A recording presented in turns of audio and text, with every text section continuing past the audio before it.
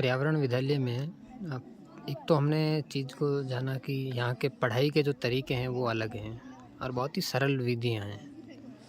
लेकिन इसके अलावा 2 मुख्य चीज़ जो हमें आकर्षित करती है वो है एक तो संगीत और एक ध्यान।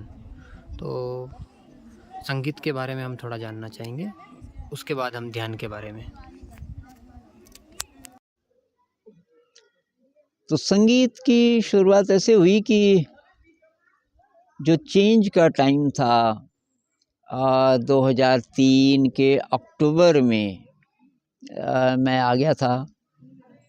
मुझे तब ये पक्का नहीं था कि मैं यहाँ कितने दिन रहूँगा, लेकिन ये था कि जो पुराने टीचर्स हैं भाई इनका ट्रांसफ़र होने वाला है और जून 2004 तक सारे पुराने टीचर जा चुके थे। लेकिन उन महीनों में अक्टूबर 2003 से लेकर और मई 2004 तक एक क्लास तो हम भी लेते थे, मैंने कक्षा 3 ले ली, लेकिन बाकी पुराने ही टीचर्स चलाते थे।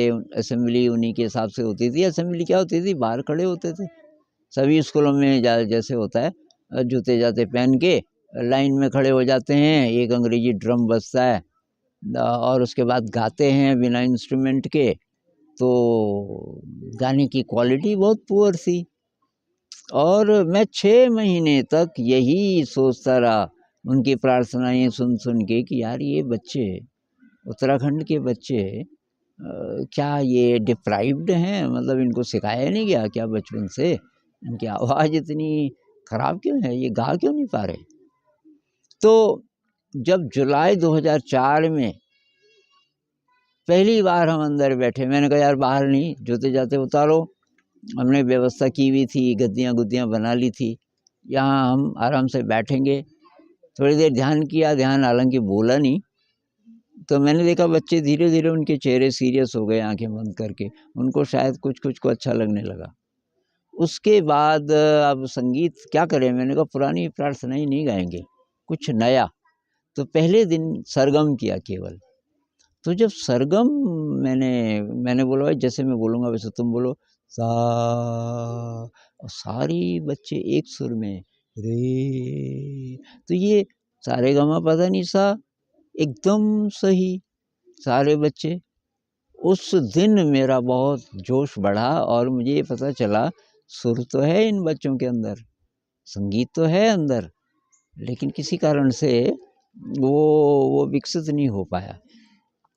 तो मैंने कहा एक नई प्रार्थना होनी चाहिए, तो एक नई प्रार्थना लिखी, अभय करो मन हे भय भंजन, जीवन सफल करो, ऐसे एक प्रार्थना लिखी मैंने, करीब 4 लाइनें, उनको लेके गया, उसकी ट्यून भी बन गई थी।